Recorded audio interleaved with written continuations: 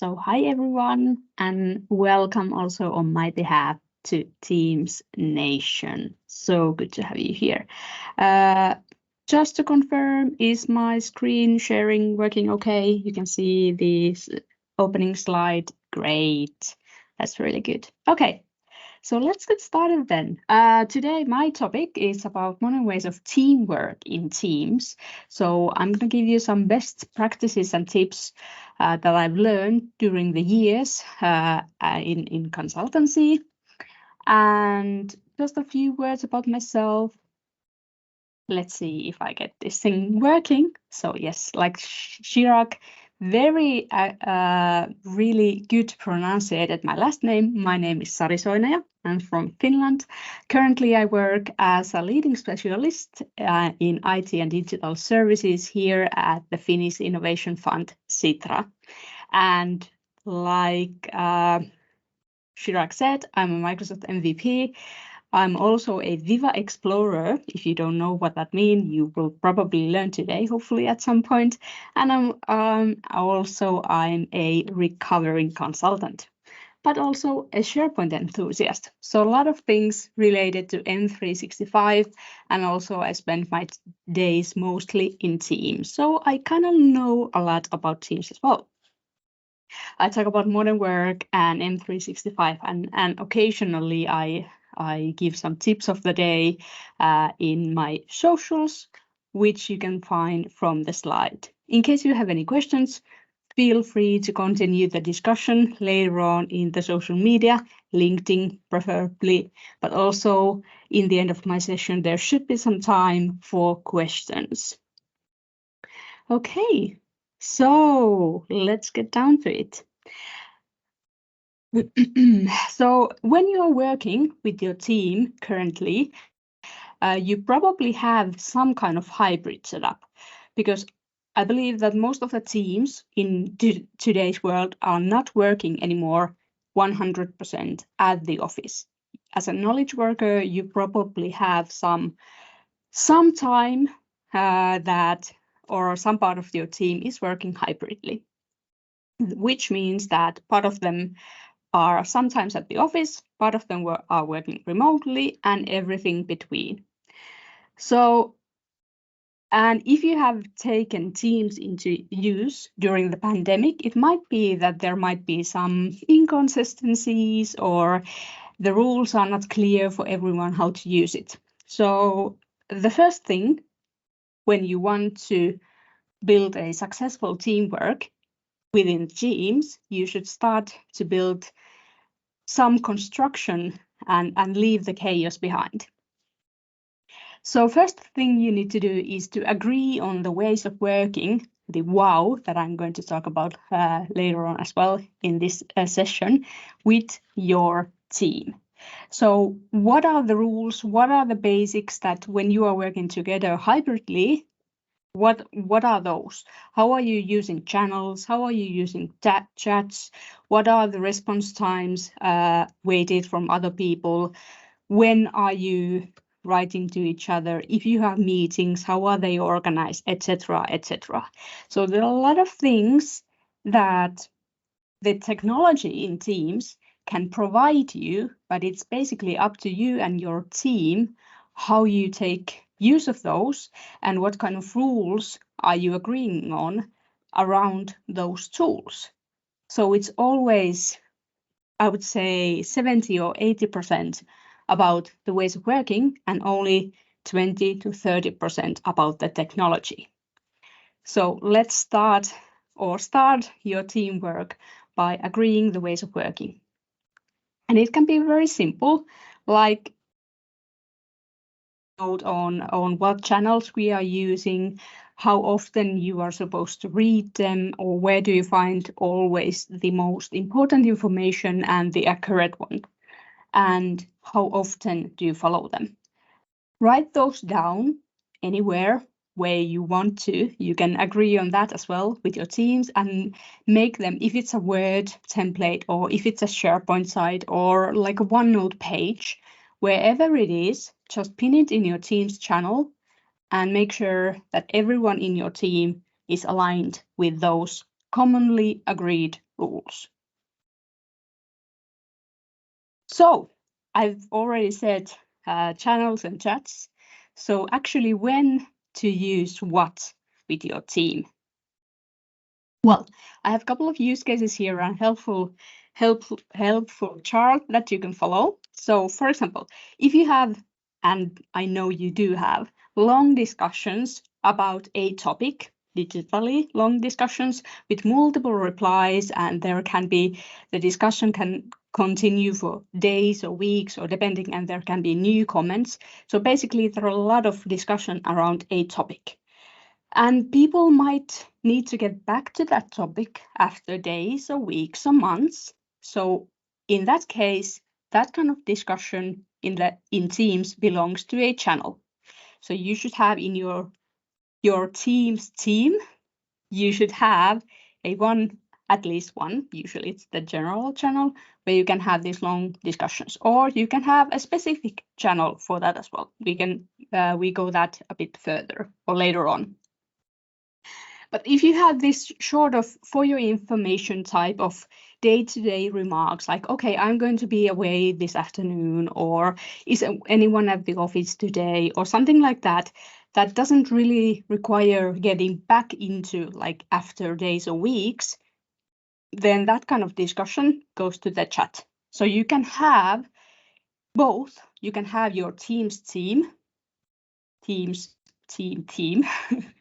and with the channels, and then you can have a chat for your team, no matter how many people you have in your team. Of course, if you have, well, it's not a team anymore if you have more than like 20 people, or then it's a really big team. But anyway, you should have some kind of group chat for your team for this fast-paced discussion, and then for long discussion and more thorough, you should have a channel that is more permanent.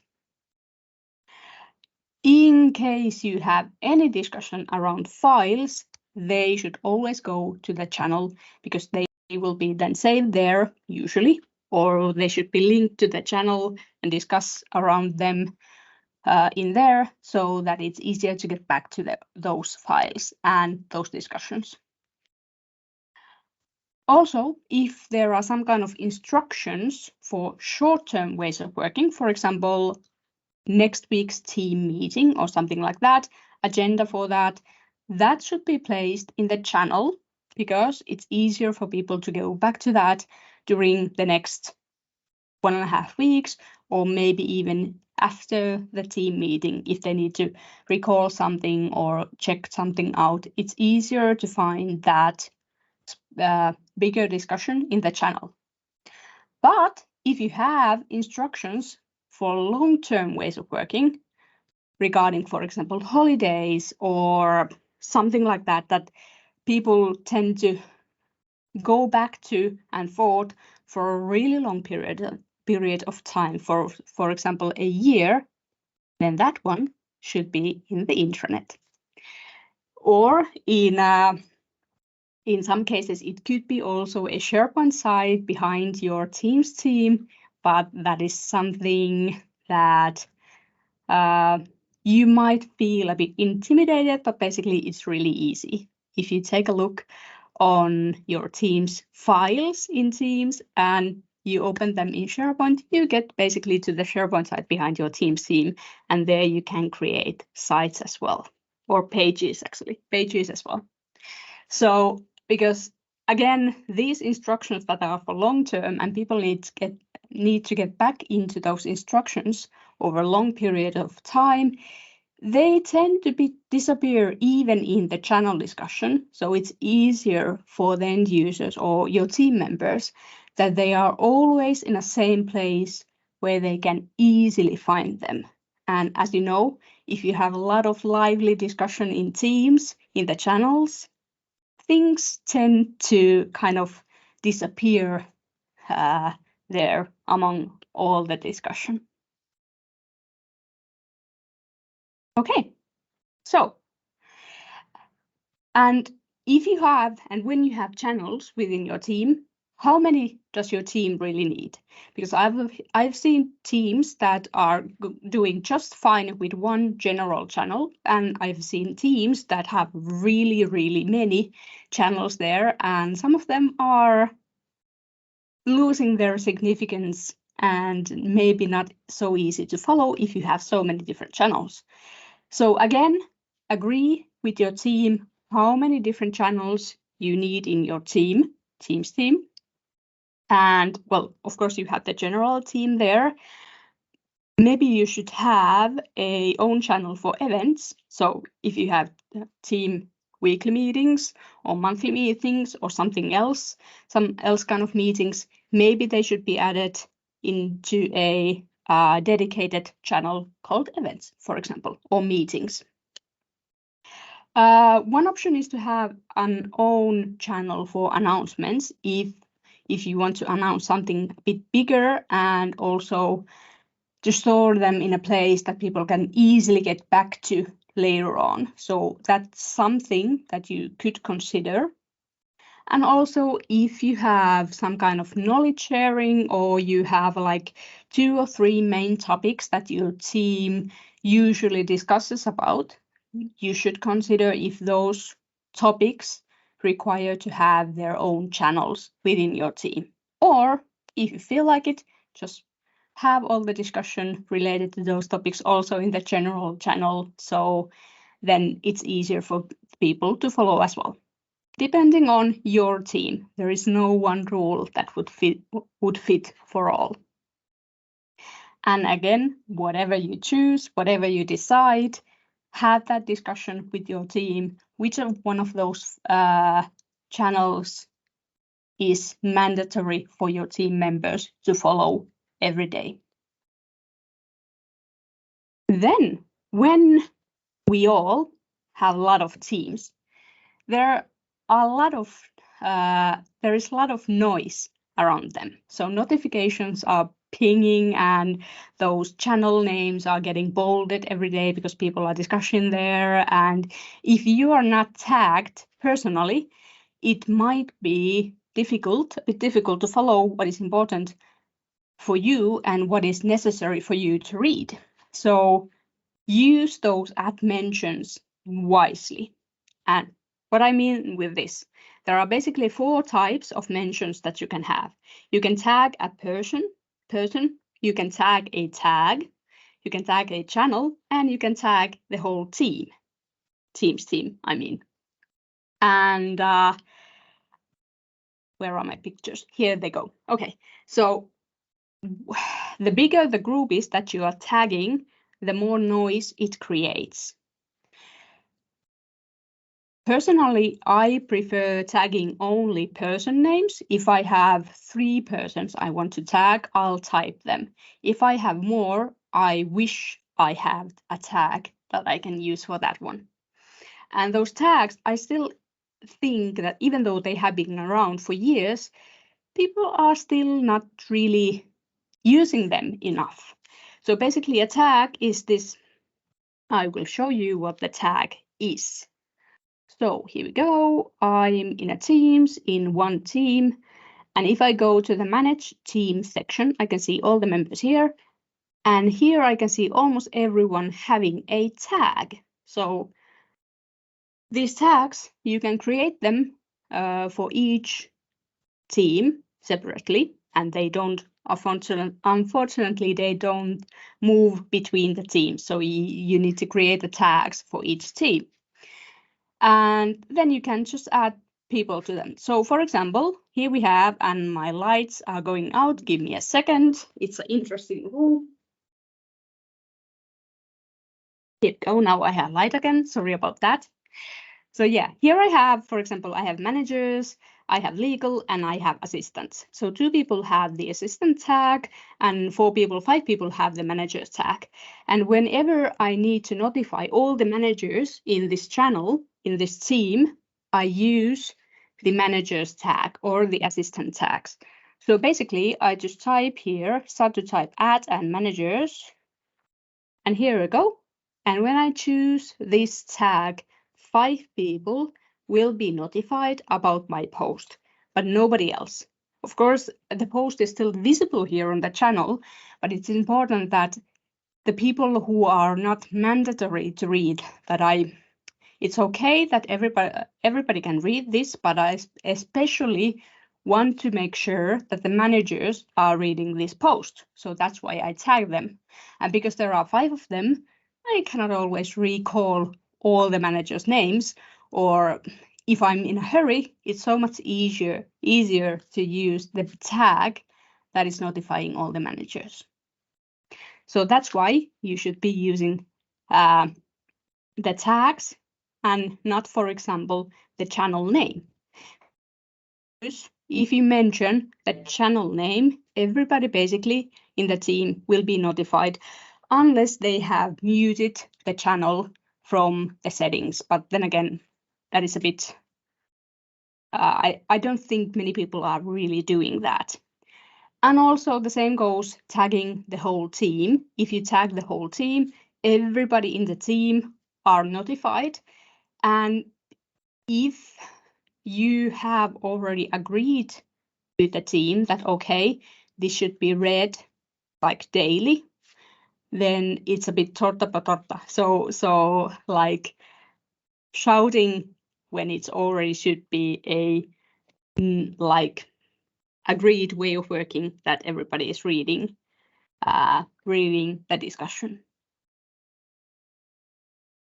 So create less noise, use the mentions wisely. Also, there is another way of letting people know that, okay, you have something to say in the channel. So those are the announcements. And the Teams developers and Microsoft have been moving around the announcement button for a couple of times now. And currently, at least in my teams, the new teams, it is found right next to the post button, where you can change the type of your post from regular to announcement.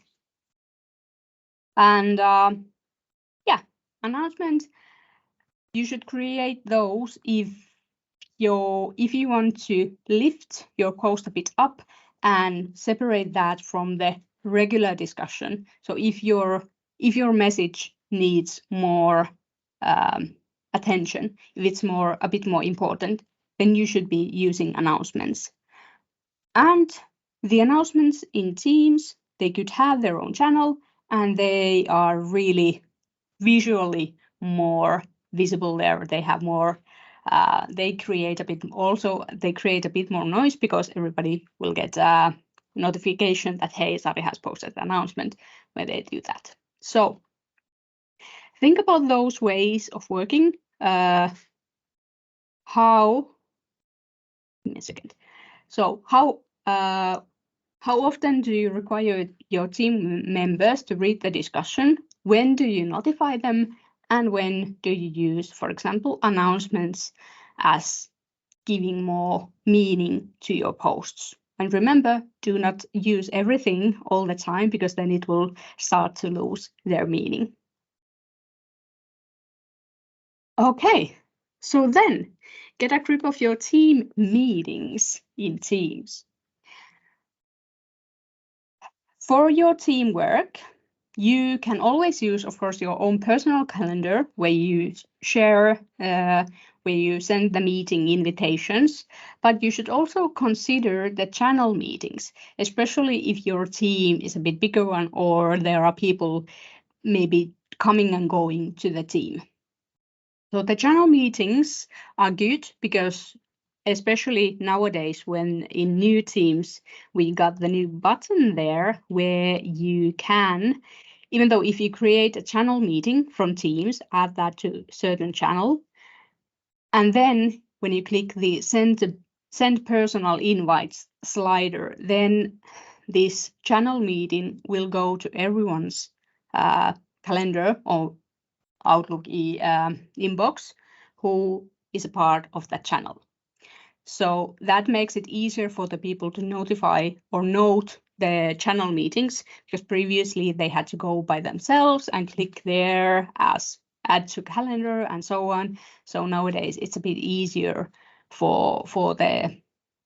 to use the channel meetings for regular use and also making sure that everyone gets invited. And whatever you do with the wherever you send the meeting invitations, always share the agenda beforehand. If it's a weekly meeting, there are usually the same, almost about the same agenda, but especially then if you have something special for certain week or certain meeting, then you should write that down so that people will know and they can prepare for that in beforehand. If you are using if you are using the new meeting notes that Teams provides, basically that is creating a loop component. We're going to go through that a bit later on today.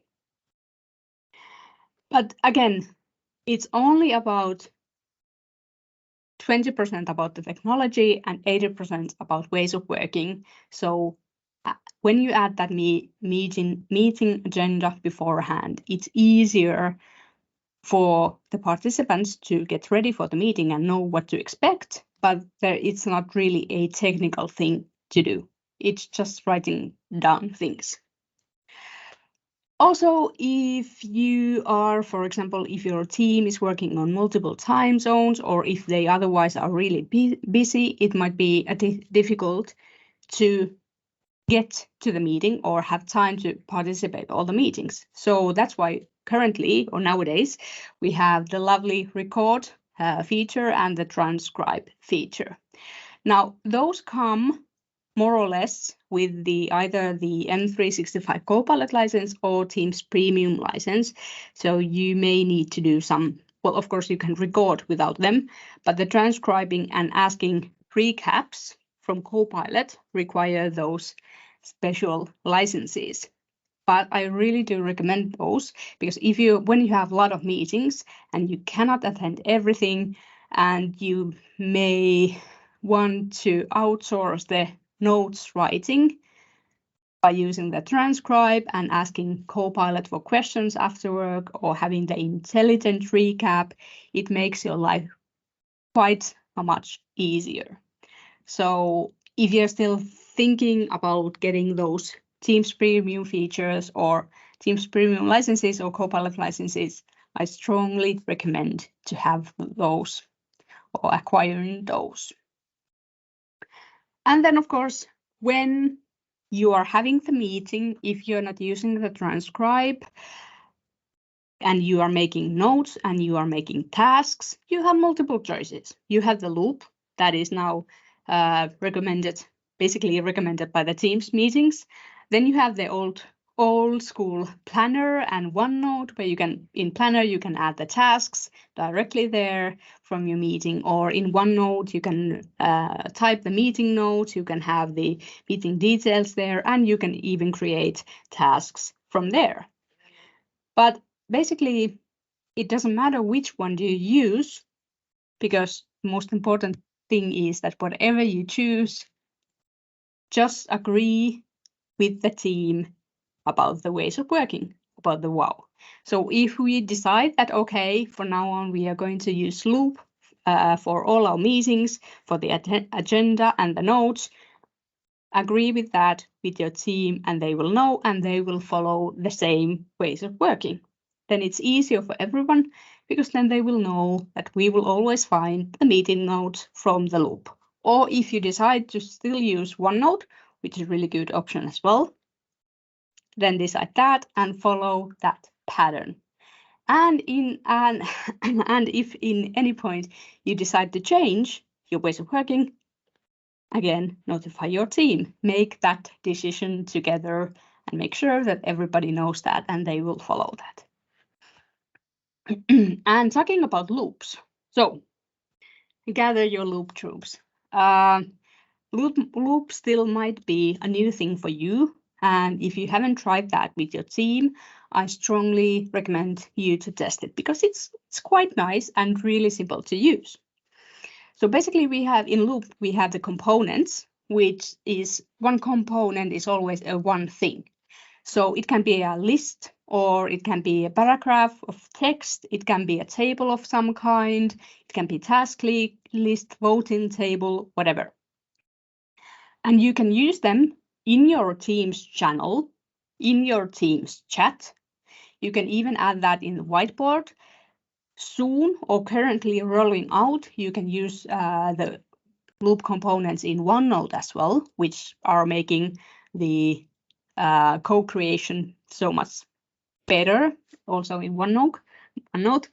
You can even add them in Outlook, but sending emails within your team, I really don't recommend that. So let's skip the Outlook phase.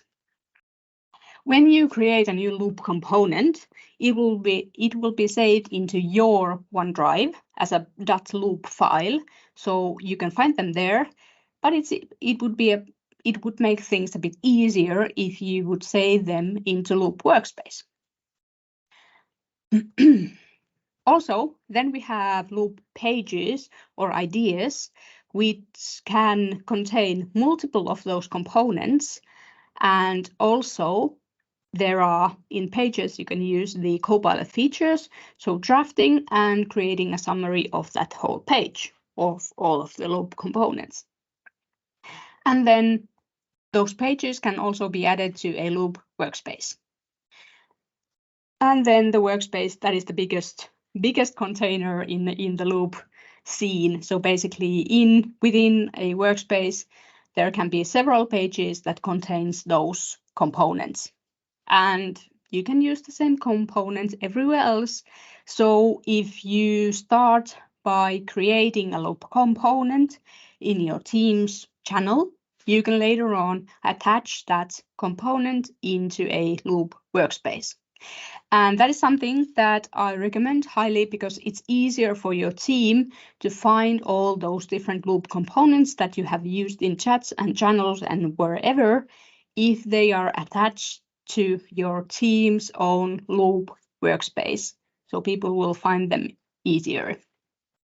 And also, sorry about that, it has a bit of Finnish there because for some reason my loop is in Finnish.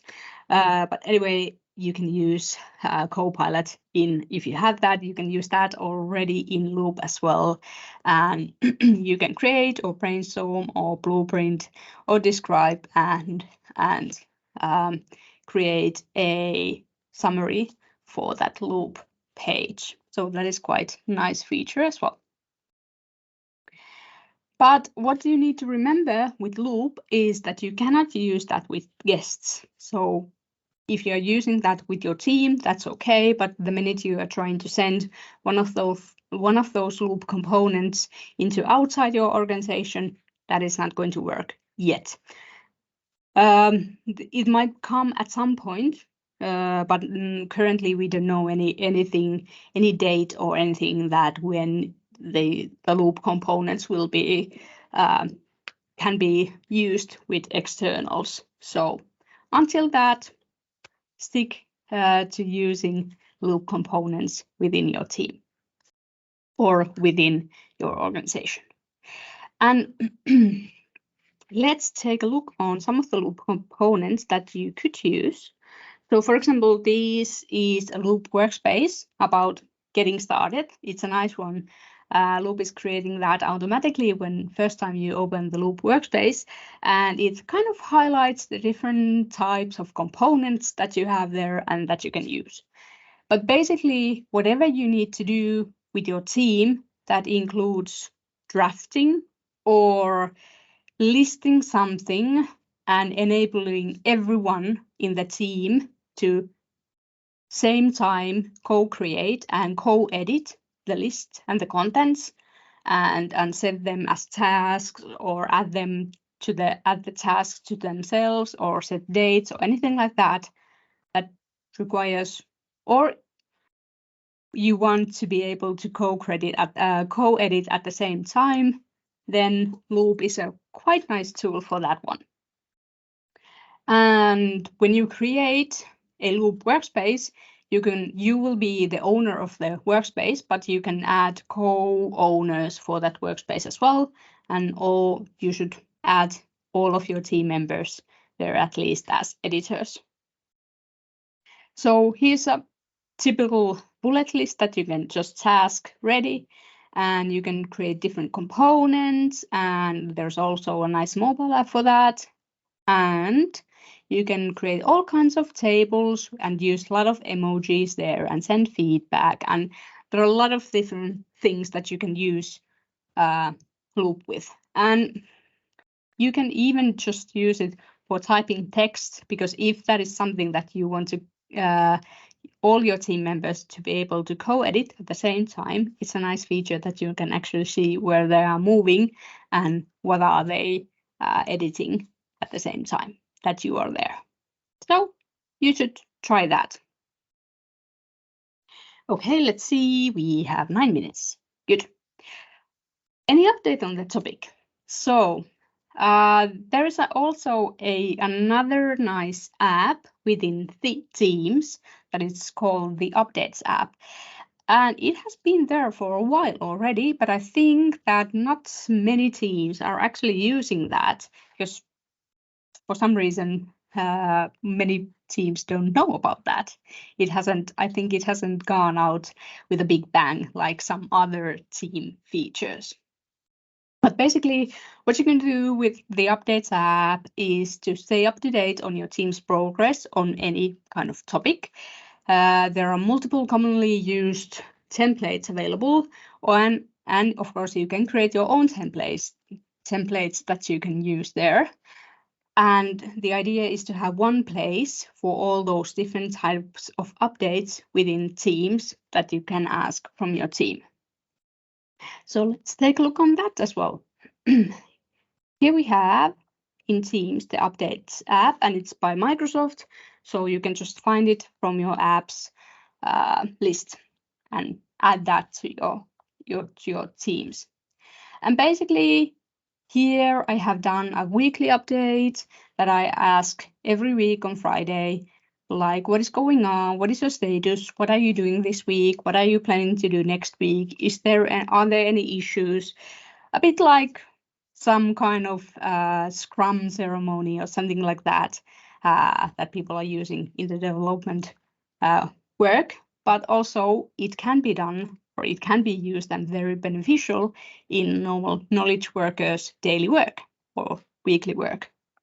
So this one is now submitted by my invented colleague Alex, and just he has answered these questions, and there are also some discussion related to his update.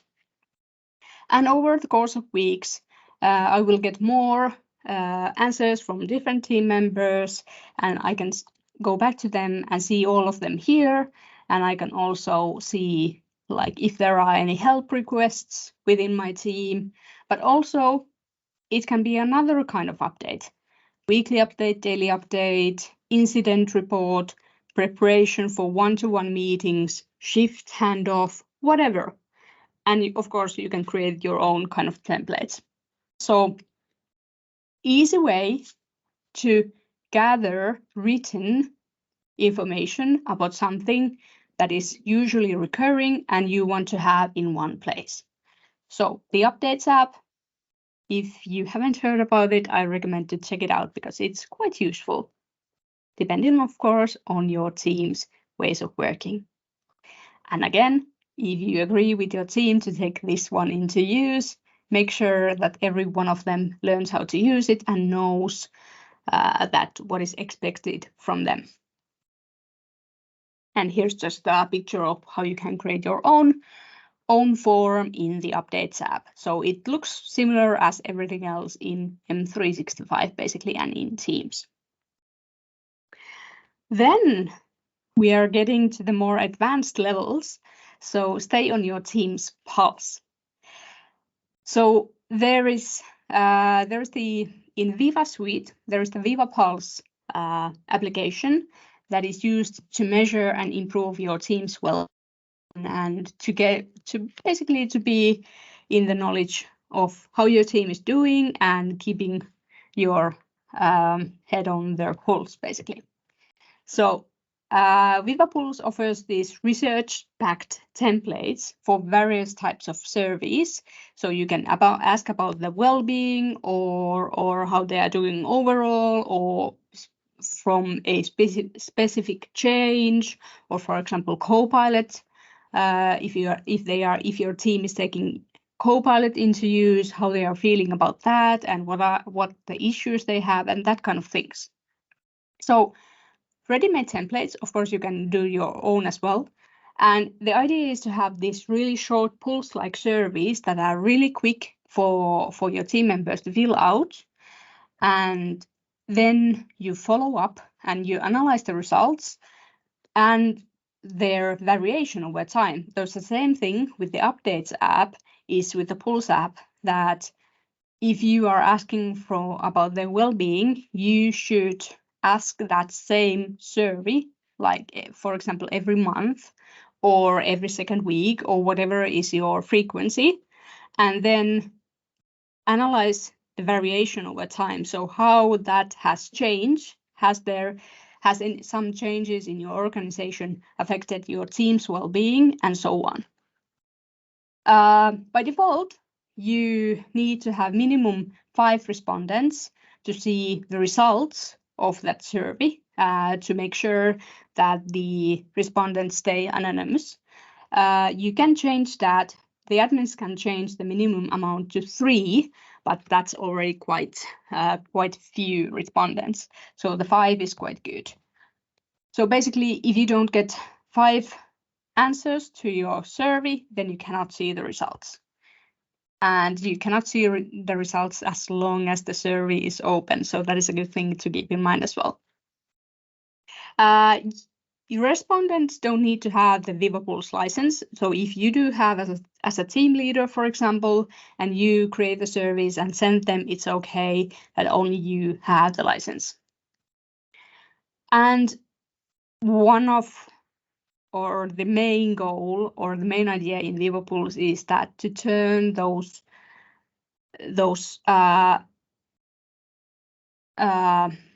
that feedback that you will get into actionable insights. So basically, you don't just send out the pulse surveys and check out the responses and do nothing. You are supposed to actively act on the results, and if you get the signal that your team's well-being is not good, you should act on it. And also, what Viva Pulse does is to suggest things that you could be doing for improving the scores. So it is known and it's studied that this kind of microfeedback boosts employee morale, performance, and engagement. So usually when you ask from people how are they doing and what are they thinking, and you listen to them and you act according to the feedback, people get more engaged. They get the feeling that they are listened, and they get more engaged and want to be part of that community that is caring about them. You should also ask the pulse feedback regularly, and especially in the times when something significant happens in your organization. If there are some significant changes in your business, that is especially the time to start asking, how are you doing? How is this change affecting you and our team? Last one. This is something that might be already quite obvious, but drop a little praise every now and then to your team members to make them happier and to make them to feel like more appreciated. Especially here in Finland, I really think that we don't praise enough people. So that is something that we all should be doing more. And there is a feature in that for Teams and Viva Insights especially. You can drop the praise in any channel or even one-to-one chats. And you can even in the Viva Insights settings, you can configure a praise schedule so that you will get a reminder like that you should be praising someone, just to remember to do that, because when we are in a hurry, that might get forgotten at sometimes. And those were the tips that I wanted to give you. So now I think we have a couple of more minutes for discussion before the next presenter starts to join. And please rate my session. And also, I hope that you have time for the next sessions for today. And thank you so much for your time. And I wish you success and good luck and fun with your team and your teamwork.